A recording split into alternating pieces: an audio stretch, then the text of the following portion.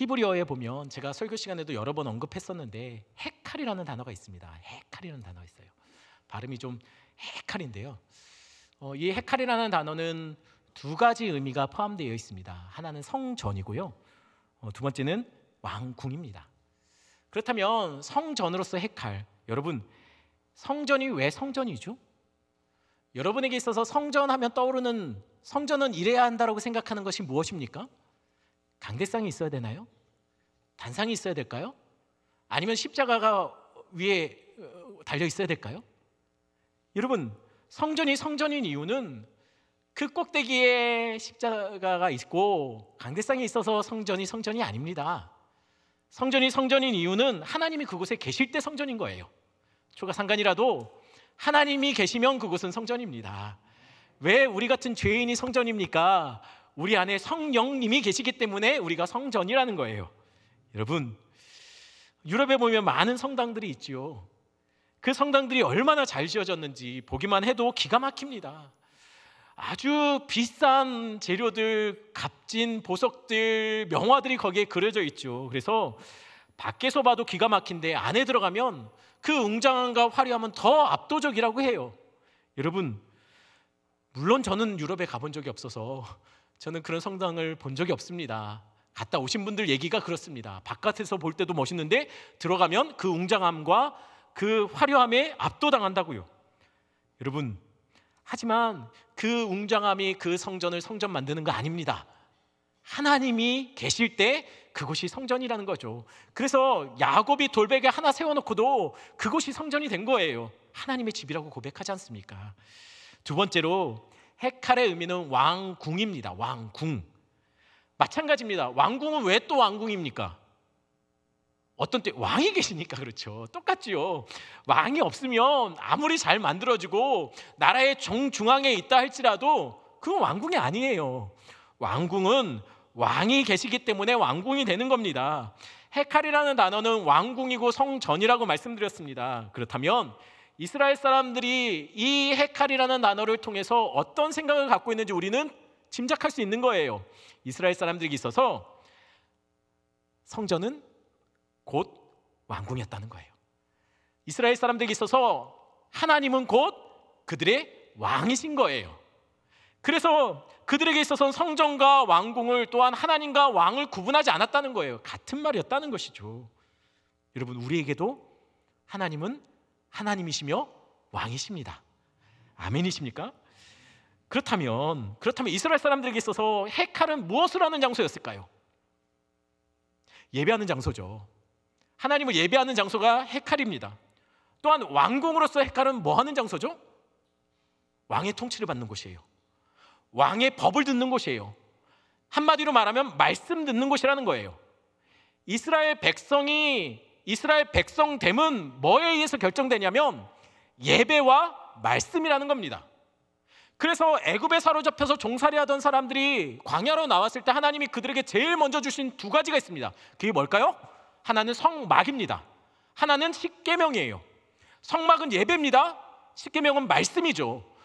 종되었던 사람을 하나님의 백성 삼기 위해 데리고 나와서 주신 두 가지, 말씀과 예배라는 거예요. 하나님의 백성이 하나님의 백성됨은 뭐냐면 말씀과 예배라는 거예요. 이게 사라지면, 이 중에 하나라도 빠지면 그건 하나님의 백성이 아니라는 것이에요. 성도가 아니라는 것이죠. 기억하십시오. 오산제일교회도 헤칼입니다. 다시, 헤칼, 회 써는 칼이 아니고요, 성전, 왕궁을 말하는 헤칼입니다. 그렇다면 오산제일교회에 오시는 여러분들은 뭡니까? 하나님의 백성이고 예배자인 거예요. 이곳에서는 뭐만 행하면 됩니까? 하나님이 높아지고 하나님의 말씀을 듣는 장소가 바로 이곳이라는 거예요. 그러니 이곳에서 내 이름 대고 내 이름 날리고 나의 뜻을 막 주장하고 이러는 곳이 아니라는 거예요. 가끔 우리 교회는 그런 일이 제가 들은 바가 없는데 외부의 교회들 중에 종종 이런 경우가 있대요. 임직하는데 나 임직 안 시켜준다고 딴 데 가버리시는 분들. 여러분, 이곳은 하나님만 높아지면 되는 거예요. 이곳은 하나님만 예배 받으시면 되는 거예요. 이것은 하나님의 뜻만 들려지면 되는 거예요. 때로는 우리가 좋은 생각이 나누어질 수는 있습니다. 하지만 교회가 결정했다면 누구라도 그 결정에 순종하셔야 되는 거예요. 왜냐하면 하나님의 말씀이 이곳에서는 들려져야 되기 때문이죠. 다시 말씀드립니다. 헤카리는 두 가지 중요한 것이 있습니다. 예배와 말씀입니다. 이게 사라지면 안 된다는 거예요. 그러면 에덴 동산은 어떨까요? 에덴 동산도 신학자들은 이것은 성전이다라고 말하고 하나님의 나라의 모형이다라고도 얘기합니다. 결국 에덴 동산도 헤칼인 것이에요. 그러면 에덴 동산에서도 하나님은 어떤 분이십니까? 예배 받으실 분이에요. 그것은 하나님의 통치하시는 왕으로서 하나님이 계신 곳입니다. 그렇다면 아담과 하와의 사명은 뭘까요? 예배와 말씀이에요. 그들은 그곳에서 예배자로 하나님이 하나님의 백성으로 세워주신 거예요. 그래서 하나님은 아담에게 이렇게 명령하신 거죠. 생육하고 번성하여 땅에 충만하라. 예배자인 하나님의 백성인 아담에게 하나님이 생육하고 번성하여 땅에 충만하라고 말했습니다. 그렇다면 하나님이 세우고자 한 그 세상의 어떤 모습인지 우리가 이것을 통해서 짐작할 수 있는 거예요. 하나님의 꿈이 뭘까요? 하나님이 세상을 만드시고 원하셨던 그 꿈, 이루기를 원하셨던 그 세상의 모습이 어떤 모습일까요? 바로 예배자들이 흩어져서 세상을 채워가며 예배가 없던 그곳에 예배로 회복시키고 말씀이 없던 곳에 말씀대로 살아내며 그곳에 하나님의 통치를 완성시켜 가는 것, 이 온 세상이 하나님의 백성들로 가득 채워져서 곳곳에 하나님께 예배하는 백성들이 가득해지는 것, 그곳에서 오직 하나님의 말씀이 정답이라고 외치는 자들, 그것 하나님의 말씀 붙잡고 사는 자들로 가득해지는 것, 그게 하나님의 꿈이었다는 거예요. 그런데 그 꿈이 이루어졌을까요? 안타깝게도 문제가 생겼습니다.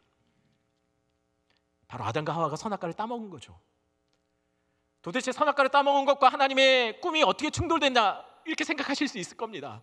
하지만 제가 계속 창세기를 이렇게 다루고 가면서 여러분들에게 말씀드린 것처럼 선악과를 따먹은 것은 단순히 서리를 한 것 정도의 일탈의 문제가 아니라고 말씀드렸어요. 이거는 예배와 말씀을 거부한 사건이었어요.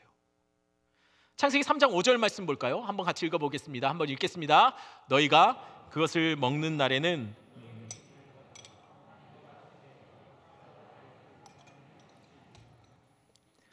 뱀이 여자를 유혹할 때, 사단이 여자를 유혹할 때 이 선악과를 먹게 되면 어떤 일이 벌어진다라고 유혹했습니까? 먹으면 중요한 건 그거예요. 하나님처럼 된다. 하나님처럼 돼서 선과 악을 네가 알게 될 거야. 이 말이 무슨 말입니까? 하나님처럼 된다는 얘기는 뭡니까? 하나님처럼 되려면 하나님을 빼야 되는 거예요. 내가 거기에 앉아야지 하나님처럼 되는 거예요. 그래서 왕이신 하나님을 몰아내고 내가 왕이 되어서 이게 선인지 악인지 내가 판단하고 내가 결정하겠다는 거예요. 말씀이 정해놓은 게 있음에도 불구하고 말씀에 순종하지 않겠다는 거예요. 내가 왕으로 내가 경배받고 내가 영광받고 내가 왕처럼 모든 것을 결정하겠다는 거예요. 내가 좋으면 선이고 내가 악하면 악이라는 거예요. 그러니 교회 안에서도 성경은 분명히 동성애는 죄라고 말했으면 그럼에도 불구하고 여전히 아니라는 거예요. 자기 소견에 옳은 대로 하겠다는 것이죠. 여러분, 하나님처럼 되겠다라는 것은 자기가 왕이 되겠다는 말입니다. 이건 역모 아닙니까? 자신이 스스로 왕이 된다는 것은 역모죠. 예배자가 하나님 자리에 앉으면 예배가 되겠습니까? 내가 하나님 자리에 앉으면 내가 영광 받으려고 하겠죠. 내가 높아지려고 하겠죠. 그건 예배가 안 됩니다. 흙덩어리 같은 인생이 왕노릇하면 말씀이 들릴까요? 아니죠. 내 뜻, 내가 원하는 것, 내 말이 다 법이고 진리라고 말할 거 아닙니까? 그래서 아담과 하와가 선악과를 따먹은 것은 예배와 말씀이 심각하게 무너진 사건이라는 것이에요. 자, 그러면 둘의 예배가 무너진 것은 이것에만의 문제가 아니에요. 예배와 말씀이 사라진 사람들이 만약에 생육하고 번성하여 땅에 충만해지면 어떤 일이 벌어질까요? 하나님의 꿈은 예배자들로 말씀 붙잡고 사는 자들로 세상을 채우기 원하셨는데 예배와 말씀을 잃어버린 사람들이 세상을 채우면 어떤 일이 벌어질까요? 여러분들 우리 같이 살펴봤습니다. 어디서요? 가인의 후손들이 땅을 채워질 때 어떤 일이 벌어졌는지 보셨잖아요. 어떤 일이 벌어졌습니까? 첫 번째로 예배를 상실한 가인의 후손들이 땅에 채워지자 그들이 한 일이 뭡니까? 성공과 명예를 위해서 살아요. 자기 이름 내려고 성을 쌓습니다. 그리고 그들은 자기가 영광받고 자기의 기쁨을 위해서 살아가게 돼요. 가인이 성을 쌓고 그곳에 이름을 붙이게 되는데 어떤 이름을 붙였는지 여러분 기억나십니까? 자기 아들 이름을 붙여요. 왜 아들 이름을 붙였을까요? 성이 하루 이틀에 만들어지지 않았을 겁니다. 계속 개간하고 더 높여지고 더 넓혔을 겁니다. 그런데 가인이 그 성의 이름을 아들에게 붙여줘서 줘요.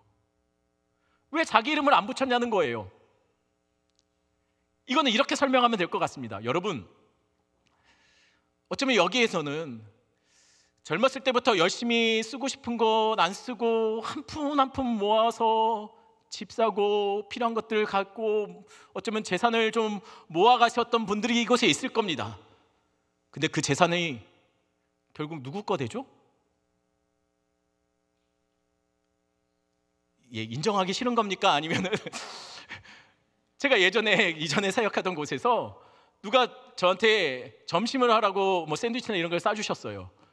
그래서 사무실에 여러 명이 같이 있으니까 냉장고에다 넣으면서 제가 그곳에 있는 사람들한테 그 간사님한테 그 사무 보시는 간사님한테 그렇게 부탁드렸어요.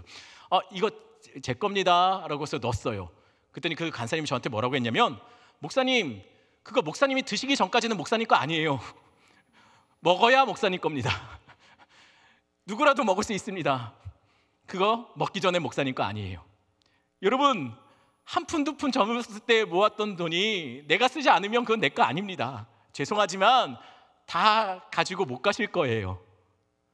여러분, 모았다 할지라도 왜 가인이 그렇게 평생을 오랜 시간을 두고서 성을 쌓아놓고 그걸 왜 아들의 이름을 붙였을까요?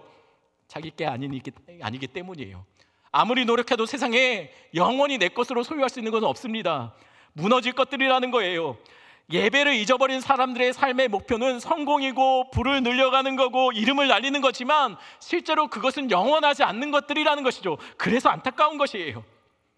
여러분, 예배를 잊는다면 자신을 높이고 자신을 예배하는 일에 삶을 드리게 될 겁니다. 왜냐하면 인생은 하나님을 높이는 존재로 만들었어요. 인생은 하나님을 높이기 위해서 만들어진 최적화된 사람이 우리라는 거예요. 근데 거기 하나님이 빠지고 내가 앉았습니다. 그러면 그 인생이 어떻게 살겠습니까? 나를 높이면서 살 거예요. 다른 모든 것, 다른 걸로 뭐 의미 있는 일을 하고 뭐 봉사를 하고 그런다 했지만 사실은 그 깊은 속에는 내가 나타나는 거예요. 마치 어렸을 때 초등학교에 열심히 아침에 와가지고 착한 일 한다고 청소 다 해놓고 칠판 한쪽 구석에다가 김재현이 했음 이렇게 써놓는 거와 똑같은 거예요. 아무리 선한 마음을 해도 나를 높이고 싶어하는 마음들이 우리 안에 있다는 것이죠. 오해하지 마십시오. 그렇다고 성도들은 늘 성공과 명예와 무관하게 살라는 말은 아닙니다. 저는 우리 성도들이 다들 멋있는 인생, 다들 행복하게 세상적으로도 성공했다라고 말 듣는 인생을 살기를 바랍니다. 아멘. 한 분 하셨습니다. 그렇게 될 줄 믿습니다. 그분에게는 제가 기도하기는 이왕이면 세상에 물질들이 많은데 그 물질에 다 주인이 있지 않습니까? 여러분, 지나다니면서 아파트를 지을 때마다 늘 드는 생각이 아파트가 저렇게 많은데 도대체 다 누가 살까? 왜 나는 하나도 없을까? 막 이런 생각들 하시지 않습니까? 세상에 많은 물질들이 있는데 다 주인들이 있어요. 제가 기도하기는 하나님이 그 물질을 누군가에게 주실 거면 괜히 그 물질 갖고 죄악에 쓰는, 죄 짓는 데 쓰는 사람들 말고, 세상 사람들 말고 하나님의 일을 위해서 아낌없이 인색함 없이 막 줘도 문제가 생기지 않을 만큼 성도들에게, 하나님의 백성들에게 그렇게 몰아주셨으면 좋겠어요. 이왕이면 하나님의 백성인 우리 오산제일교회 성도들한테 하나님이 막 몰아주셨으면 좋겠어요. 예, 아멘 하신 분들은 그렇게 될 줄 믿습니다. 광야의 이스라엘 백성들에게 하나님이 메추라기를 막 몰아다 주셨잖아요. 막 가슴에 안겨주셨잖아요. 이왕이면 우리 성도들이 주의 기뻐하시는 일에 마음껏 쓸 수 있도록 그렇게 물질을 몰아다 주셨으면 좋겠습니다. 그렇게 기도할 겁니다. 여러분이 원치 않아도 저는 그렇게 기도할 겁니다. 여러분, 하지만 기억하셔야 될 것이 있어요. 물질은 내가 소유해야 되는 거지 물질이 나를 소유하면 안 됩니다. 내가 괜찮은 자리에 앉아야지 괜찮은 자리가 나를 내 마음속에 다 차지해버리면 안 되는 거예요. 높은 자리에 앉아서 교만해지는 것보다 낮은 자리에 앉아서 겸손한 게 더 복이라는 거예요. 그러니 먼저 필요한 것은 물질에 지배되지 않는 마음이 필요한 겁니다. 예배가 사라지면 반드시 그 인생은 자신을 드러내고 자신을 높이고 자신이 영광받고 자신을 예배하는 삶으로 그렇게 살아가게 된다는 거예요. 두 번째입니다. 말씀이 사라진 가인의 후손들은 어떤 세상을 만들어 갔을까요? 죄악을 그것에 쌓아갑니다. 폭력과 굉장한 이 양육강식의 정글 같은 그 힘의 질서를 그곳에 세워가요. 처음에는 가인의 자손들, 가인이 어떤 일을 했나요? 성을 쌓았죠. 성을 왜 쌓았습니까? 두려워서였어요. 걱정돼서, 자기를 보호해 줄 것 같아서 성을 쌓습니다. 그런데 성이 점점 쌓여가고 그 안에 사람들이 모이기 시작하니까 그 안에서 다툼이 생기고 폭력이 생기기 시작했어요. 피 흘림이 생겼어요. 살인이 생기기 시작했어요. 그리고 나니까 무기가 만들어집니다. 사람을 좀 더 손쉽게 상처 줄 수 있고 손쉽게 죽일 수 있는 금속으로 만들어진 무기가 만들어졌어요. 그리고 점점 사람들이 다른 사람을 짓밟고 다른 사람을 압제할 수 있는 힘을 가진 것을 자랑하기 시작했어요. 남에게 노래를 보면 알지 않습니까? 누군가를 죽이고 노래 불러요, 자랑하듯이. 그러면서 또한 점점 폭력에 능한 사람, 전쟁에 능한 사람, 사람 죽이는 기술자들이 영웅이고 용사로 불려지기 시작합니다. 그 사람들이 누굽니까? 네피림이라고 해요. 그 네피림이 고대의 유명한 용사들이라고 합니다. 이상하죠? 이런 사람들을 사람들이 두려워하면서도 또한 선망의 대상이 돼요.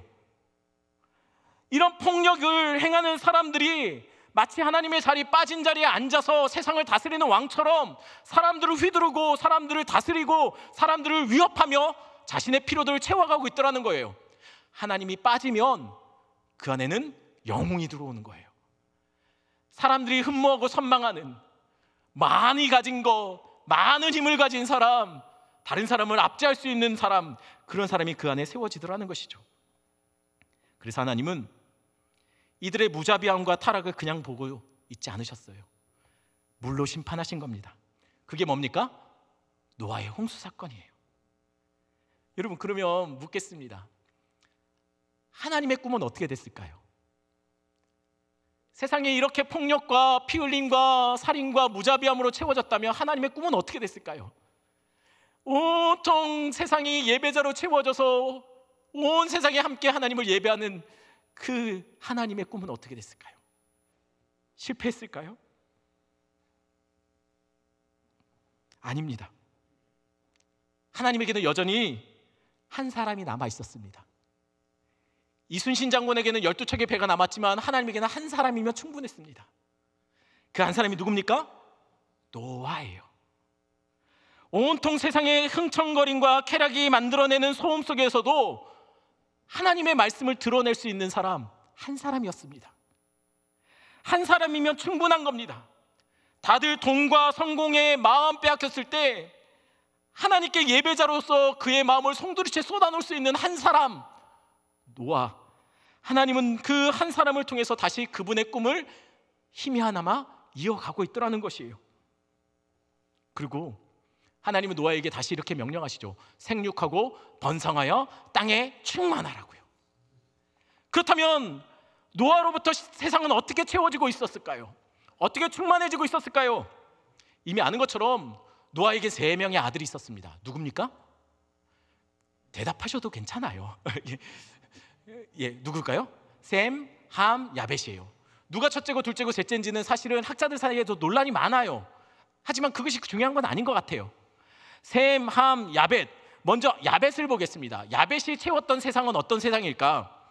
야벳은 바로 이 제가 이렇게 혹시 이렇게 박스로 이렇게 해놓은 북쪽에 있는, 보이십니까 혹시 박스가? 바로 저기가 야벳의 후손들이 정착했던 땅들이에요. 이 땅들은 어떤 땅이냐면 가나안 북쪽 지역에 있는 지중해 지역, 스페인까지 포함됩니다. 누구는 소련까지도 예하게 해요. 유럽 전역에 해당되는 이 땅을 야벳 후손들이 그 땅을 차지했다는 거예요. 이 땅은 야벳이 차지했습니다. 그렇다면 여러분, 함의 자손들은 어떨까요? 함의 자손들은 저 땅입니다. 저기에 정착했어요. 여기는 어디냐면요, 미스라인이라고 하는데, 미스라인은 애굽을 말해요. 지금으로 말하면 이집트를 말하는 것이죠. 그리고 구스, 에티오피아 또는 아프리카 지역의 어느 부분이라고 생각하고 있는데 구스 지역이에요. 그리고 가나안이 바로 함의 후손들이에요. 함의 후손들은 아무래도 저주받은 저 사람들 아닙니까? 그러니 면면을 보면 애굽이, 지금 광야 이스라엘 백성들이 애굽하면 무슨 생각이 들었을까요? 자기를 430년 동안 노예 삼았던 민족이에요. 가나안은 이제 전쟁을 해야 될 민족들이죠. 그러니 함은 아무래도 좀 하나님이 대립하는 구조에서 우리가 예상했던 대로 그런 민족들이 함의 후손들이 되었습니다. 그러면 이제 기대되는 축복의 하나님의 언약이 흘러내려가고 있는 셈은 어떨까요? 셈이 차지했던 땅은 저 땅들입니다. 주로 아수르, 아람, 가나안 동편 땅이에요. 이곳에서 셈의 후손들은 정착했다는 것이에요. 근데 혹시 제가 말하는 중에 셈의 후손들, 언약이 흘러가는 셈의 후손들, 좀 특별한 민족들일 텐데 좀 제가 말할 때 당황스럽지 않았나요? 제가 셈의 후손들이 누구라고 했죠? 아람이나 또는 아수르나, 저 지역들이 주로 바벨론이나 고대 문명들을 만들어낸 땅들이에요. 기름지고 좋은 땅이죠. 그런데 셈의 후손들이 어떻습니까? 하나님의 꿈을 이루어드릴 만한 그런 민족들이 태어났나요? 이곳이 하나님께 예배하는 땅이었나요? 아닙니다. 이 땅은 당시에 가장 포악하기로 유명한 땅들이었어요. 이 땅에 우상들이 출현하는 땅이었어요. 이 땅에 죄악이 가득한 땅이었어요. 이 땅 아수르나 이 땅에 속한 민족들은 이스라엘을 가장 괴롭히고 이스라엘을 하나님의 백성에서 멀어지게 만들려고 이 땅에서 많은 우상들이 들어왔어요. 이 땅에서 들어온 여자는 결혼하여 우상을 갖고 와서 이스라엘 우상에 넘어지게 했던 땅들이었어요. 그러니 이상하지 않습니까? 아니, 셈의 후손들이 어떻게 언약이 흘러가고 좋은 민족이 돼야 되는데 죄악의 땅이 되고 가장 악랄하고 악독한 땅, 민족이 되고 잔혹하기로 유명한 그런 나라를 만들어내냐는 거예요. 이것에 대해서 설명하기 위해서는 먼저 사실은 이 셈의 후손들이 이 땅에 정착하기 이전에 우리가 이미 지도를 셈, 함, 야벳에 어떻게 흩어져서 어떻게 정착했는지 지도를 봤지 않습니까? 근데 사실은 흩어지기 전에 함께 모여 있을 때가 있었어요. 그 사건부터 다뤄야 됩니다. 흩어지기 전에 모여 있었던 땅, 그게 언제일까요? 언제 흩어졌죠? 바벨탑 사건 때문에 흩어져요. 그 전까지는 사실은 아마도 아라랏산은 터키 지역일 거라고 생각하는데, 터키 지역 그쪽에 아라랏산에서 나왔던 이 노아의 후손들이 그 땅보다 더 따뜻하고 더 기름진 땅으로 점점 남방으로 내려오다 정착한 곳이 어디냐면 시날 평지예요. 시날 평지. 이게 셈의 후손들이 정착했던 땅이죠. 이 땅에 함께 모여서 살게 되었어요. 함께 모이면서 점점 사람 숫자가 늘어날 때 그 땅을 다스리고 통치하는 한 왕 같은 존재가 나오는데, 그게 누구냐면 오늘 읽었던 말씀 중에 8절 9절에 나오는 말씀에 소개되고 있습니다. 8절 9절 말씀, 혹시 제가 말이 너무 빠른가요? 괜찮죠? 예, 8절 9절 말씀 한번 같이 읽어보겠습니다. 같이 읽겠습니다. 구스가 또 니므롯을 낳았으니 그는 세상의 첫 용사라. 그가 여호와 앞에서 용감한 사냥꾼이 되었으므로 속담에 이르기를 아문은 여호와 앞에 니므롯같이 용감한 사냥꾼이로다 하더라. 누굽니까? 니므롯이에요. 근데 니므롯이, 성경은 사실 니므롯의 이름의 뜻은 반역자라는 뜻이에요. 좋은 이름 아니죠. 니므롯은 셈의 후손 중에 사람 한 명입니다. 하나님께서 이제 저주를 선포했던 그 함의 자손들 중에 한 명이에요. 그런데 성경은 그를 이렇게 표현하고 있습니다. 여호와 앞에서 용감한 사냥꾼이라고요. 니므롯 반역은 분명히 안 좋은 이름입니다. 근데 여호와 앞에서 용감한 사냥꾼은 어떻습니까? 좋은 말입니까? 칭찬 같지 않나요? 칭찬 같죠. 이거는 누가 봐도 칭찬 같습니다. 그럼 니므롯은 좋은 사람입니까? 나쁜 사람입니까? 여러분, 이것을 이렇게 생각하시면 될 것 같아요. 여호와 앞에서 용감한 사냥꾼이라는 말이 당시 사람들에게 어떻게 들렸느냐라는 거예요. 이거는 이거와 같아요. 우리는 종종 겁없이 막 그 고개 빳빳이 쳐들고 대드는 아이를 보면 여러분 어떻게 혼냅니까? 저 같으면 이렇게 혼낼 것 같아요. 이게 어디서 어른 앞에서 고개 빳빳이 쳐들고 겁도 없이. 하나님 앞에서 용감한 사냥꾼이 이 말입니다. 무슨 얘기냐면 감히 하나님 앞에서 겁도 없이 용사인 척하는 거. 하나님 앞에서라는 이 앞에서라는 단어는 사실은 앞에서라고도 쓰이지만 대항하다, 하나님과 부딪히다라는 뜻이에요. 맞서다라는 뜻도 돼요. 그래서 리므롯이라는 이름이 반역자인 거예요. 하나님 앞에서 감히 하나님을 대항하는 용감한 사냥꾼이라는 거예요. 겁없는 사냥꾼이라는 것이죠. 게다가 8절에 보면 니므롯을 첫 용사라고 말합니다. 여기 용사라는 단어가 이전에 창세기 앞쪽에서도 쓰여요. 어디에 나올까요? 네피림을 말할 때 그들이 고대의 유명한 용사라고 하는데 그 단어가 같은 단어예요. 네피림이 어떤 사람들인지 말했잖아요. 폭력과 살인으로 당시의 사람들의 마음을 흔들고 두렵게 만들고 마치 왕처럼 군림하던 자들이 그때 당시에 네피림이 들었다는 거예요. 바로 니므롯이 그와 같았다는 것이죠. 게다가 니므롯은 사냥꾼이라고 말을 하고 있는데 이 말도 이상해요. 그냥 사냥꾼이 아닙니다. 원어로 보면 사냥의 용사라고 번역하는 게 맞습니다. 사냥의 용사예요. 아니 여러분, 사냥의 용사라면 이게 무슨 뜻일까요? 이 말은 학자들은 이렇게 말합니다. 니므롯은 단순히 동물을 사냥하는 사람이 아니었다는 거예요. 왜냐하면 그가 세운 성들, 그가 만들어 놓은 도시가 사냥꾼이 세우기에는 조금 그래요. 동물 사냥꾼이 세우기는 좀 그래요. 왜 그러냐면 우리 10절부터 12절까지 말씀 한 절씩 교독할까요? 10절 말씀 제가 읽고 11절 여러분 읽고 12절 같이 읽겠습니다. 10절 제가 먼저 읽습니다. 그의 나라는 시날 땅의 바벨과 엘렉과 악각과 갈레에서 시작되었으며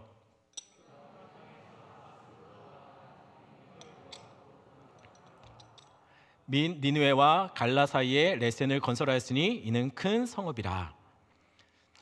여러분, 니므롯이 세운 대표적인 성들 중에 몇 가지만 제가 말씀드리겠습니다. 바벨이래요.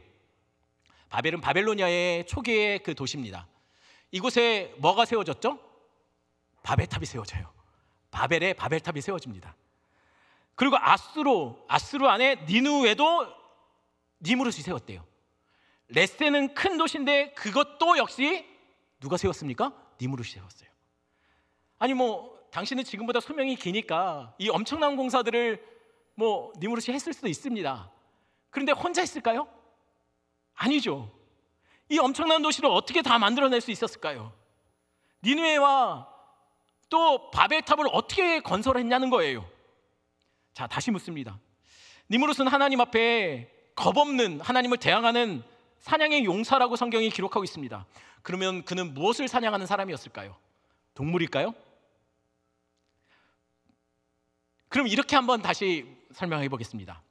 저희 아파트에 가끔 이런 안내 방송이 나와요. 그 관리사무소에서 이런 안내를 하는데요. 이번 주 수요일 10시까지 아파트 입주민들은 아파트 대청소가 있으니 각자 청소 도구를 가지고 관리사무실 앞으로 모여주시기 바랍니다. 이런 안내 방송이 가끔 나와요. 여러분, 제가 이 방송을 들을 때마다 무슨 생각이 드냐면요, 과연 사람들이 갈까? 하는 생각이 들어요. 아니 아무것도 없지 않습니까? 근데 청소도구를 갖고서 모이라고 하면은 사람들이 모일까요? 얼마나 모일까요? 사실 관리사무소에서 이렇게 광고를 할 때 별로 모일 거라는 기대감이 없는 것처럼 그냥 형식적인 말로 광고를 합니다. 모이겠죠. 하지만 제가 생각할 때는 그렇게 많이 모이지 않을 겁니다. 제가 알기로는 무언가 굳은 일, 힘든 일, 어려운 일, 폼 안 나는 일을 하자고, 같이 모이자고 그렇게 사람들을 모으면 정말 사람들이 기쁨으로 자원함으로 모여드는 곳은 오산제일교회 빼고는 없습니다. 제가 지난 작년에 보니까 김장한다고 하는데 우리 성도들이 막 기쁨으로 참여하는데 아니 밤에 막 라이트 켜놓고 그 추운 날 소금물에 막 배추를 절이는데, 배추만 절이면 되는데 막 온몸에 자기 본인이 다 소금물을 뒤집어 써서 본인까지 절이면서 기쁨으로 같이 그 굳은 일에, 그 번거롭고 참 불편한 일에 다들 기쁨으로 참여해요. 그리고 또 이렇게 막 간식들이 후원이 많이 들어와서 막 잔치가 벌어지더라고요. 김장하는데 잔치가 벌어져요. 제가 보면서 김장하는데 배추값보다 간식비가 더 많이 나오겠다 싶을 정도로 다 우리 성도들 너무 기쁨으로 참여하는 거 보면서, 야, 자원함으로 기쁨으로 이렇게 굳은 일에 참여하는 교회는 곳은 이곳밖에 없다는 생각이 들었어요. 여러분, 과연 바벨탑을 만든다고 니무롯이 얘기한다고 하면 사람들이 기쁨으로 자원함으로 몰려들까요? 어떻게 사람들을 모아서 이 어마어마한 공사를 했을까요? 니무롯이 안내방송했을까요? 아니면 모인 사람들 행운권 추첨해가지고 오는 사람들마다 선물을 막 쐈을까요? 다시 묻겠습니다. 니무롯이 왜 용감한 사냥꾼일까요? 대부분의 학자들은 니무롯은 동물을 사냥하는 사냥꾼이 아니라 인간 사냥꾼이라고 얘기합니다. 이거는 유대에 전해 내려오는 전설에도 마찬가지예요. 그렇게 얘기해요. 영화 같은 데 보면 피라미드 같은 거 건설하는 거 누가 건설합니까? 노예들이 하죠, 노예들이.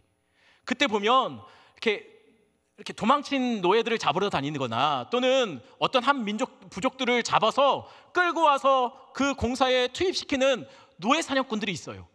니무롯이 그 역할을 했다는 거예요.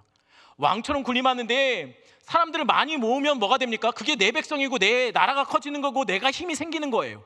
그래서 니무롯은 당시에 사람들을 폭력과 살인과 약자를 밟아서 이 도시를 일으키고 이 성을 건설했다는 것이죠. 그렇게 세운 도시들 대부분이 나중에 바벨탑이 무너지면서 사람들이 뿔뿔이 흩어질 때 누구의 후손들의 땅이 됐습니까? 바로 셈의 후손들이에요. 그런데 그래서 이상하다는 거예요. 아니, 니무롯이 세운 도시에 셈의 후손들이 정착해서 그 땅에 하나님의 언약, 하나님의 꿈이 실현되는 것이 아니라 오히려 우상들이 가득해지고 포악한 민족들이 생기고 이 땅에 온갖 말도 안 되는 죄악이란 죄악들이 이곳에 다 모이더라는 것이에요. 오히려 가나안보다 애굽보다 더 악한 도시가 돼요. 하나님의 나라를 정복하고 하나님의 나라를 노예 삼았던 민족들이 다 여기서 나옵니다. 여러분, 그러면 하나님의 꿈은 어떻게 되는 건가요? 셈의 후손들을 통해서 하나님이 그의 꿈을 이어가시겠다고 했던 그 약속은 어떻게 되는 것일까요? 실패하는 것일까요? 네, 셈은 안 될 것 같습니다. 그러나 다시 말씀드리지만 하나님에게는 한 명이면 됩니다.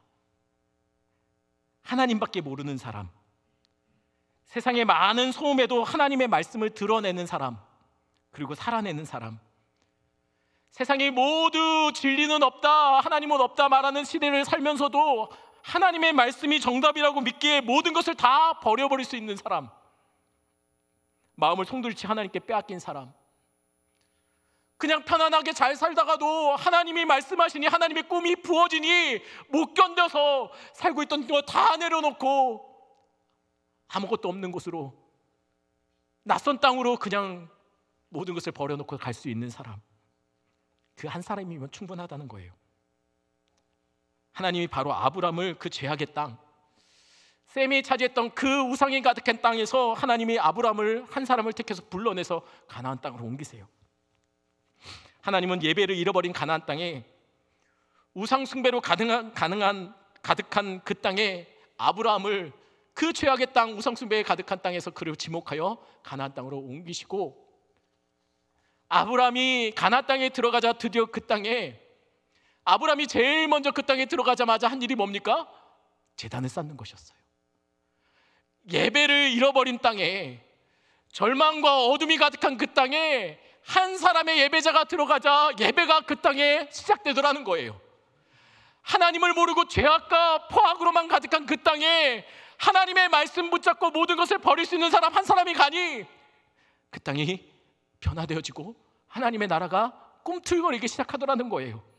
맞습니다. 아브람은 그곳에서 이리 치이고 저리 치였어요. 아무리 봐도 변하지 않을 것 같아요. 아무리 봐도 그 땅은 도저히 하나님의 나라가 될 수 없을 것 같이 보입니다. 그런데 하나님은 한 사람이면 충분하다는 거예요. 그 아브라함 한 사람을 옮기시자 역사가 일어나기 시작해요. 지지부진하게 보이지만, 희미하게 보이지만 하나님은 계속 아브라함을 통해서 끊임없이 말씀 붙잡고 사는 연습, 훈련을 시키더라는 거예요. 그러자 놀라운 일이 벌어집니다. 어떤 변화일까요? 우리는 잘 모르지만 이 성경을 읽었던 당시 광야의 이스라엘 백성들은 그것을 보며 마음이 설레었을 거예요. 왜죠? 그 한 사람이 지금 이 구름대 같은 200만 명이 넘는 이스라엘 민족을 만들어낸 거 아닙니까?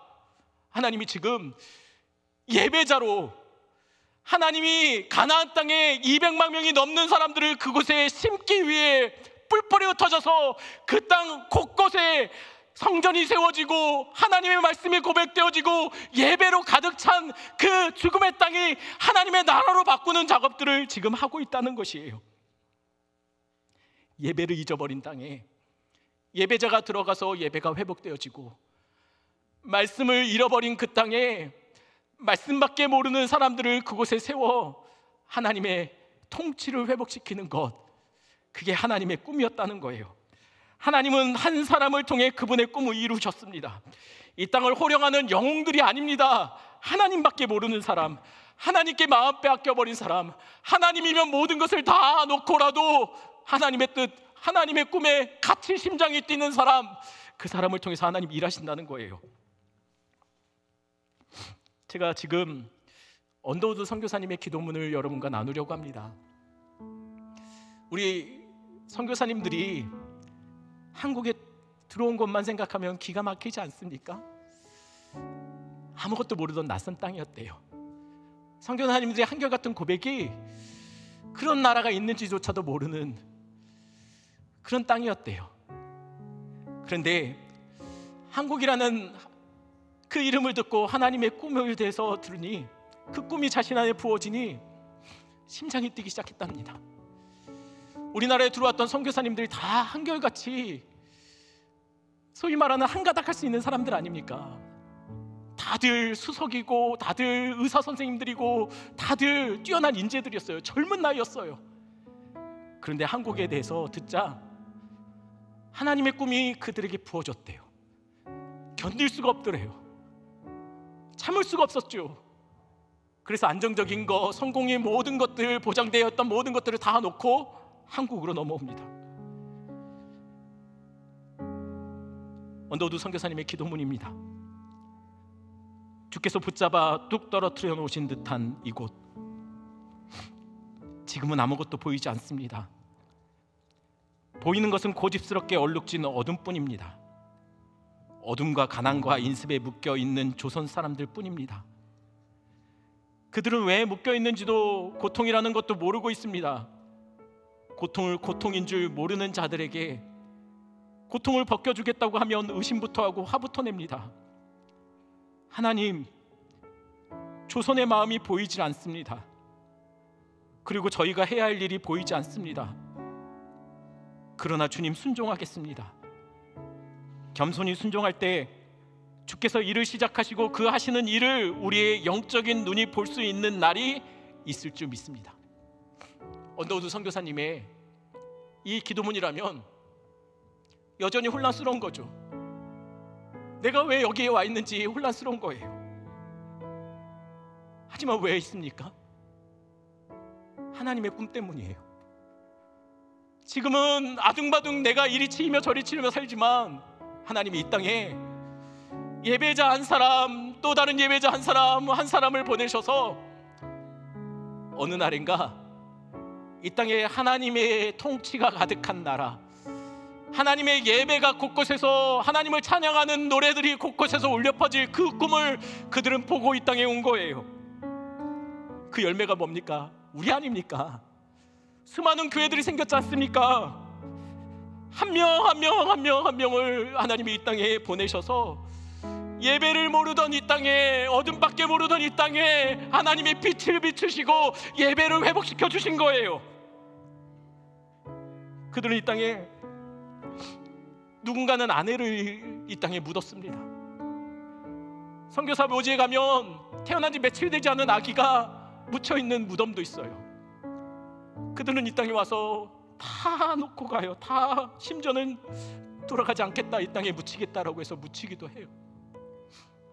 왜입니까? 하나님의 꿈 때문이에요. 지금도 하나님의 꿈은 한 사람을 통해서 이루어집니다. 이 중에 혹시 예배가 없는 가정에 시집와서, 또는 예배가 없는 공동체에, 그런 직장에 들어가서 몸부림치며 예배를 회복하고 예배를 살아내고 말씀대로 살아내는 우리 권사님, 지사님, 장로님들 계십니까? 혹시 지금은 어떤가요? 저는 그렇게 믿어요. 예배가 없던 가정에, 가족들 중에 예배가 없는 공동체에 예배자가 한 명 세워졌다면 하나님은 지금 그 땅을, 그 가족을 하나님은 지금 하나님의 꿈대로, 하나님의 꿈이 그곳에서 시작되었다라는 것, 하나님의 꿈이 심겨졌다라고 저는 믿습니다. 한 명의 예배자가 생겼다는 것은 한 명의 예배자가 생겼다는 것이 아니라 하나님이 그곳에 무언가 일을 시작하셨다는 의미예요. 그러니 어둠의 땅에서 아무도 예배하지 않는 곳에서 예배하십시오. 그렇다면 하나님 그곳에 구름대같이 많은 자자손손 주님만 믿는 가정, 그 공동체가 오직 하나님께 자신의 모든 것을 던질 수 있는 그런 공동체로 바꾸어 주실 겁니다. 왜냐하면 하나님의 꿈은 멈추지 않기 때문입니다. 이 시간에 같이 찬양합니다. 아무도 예배하지 않는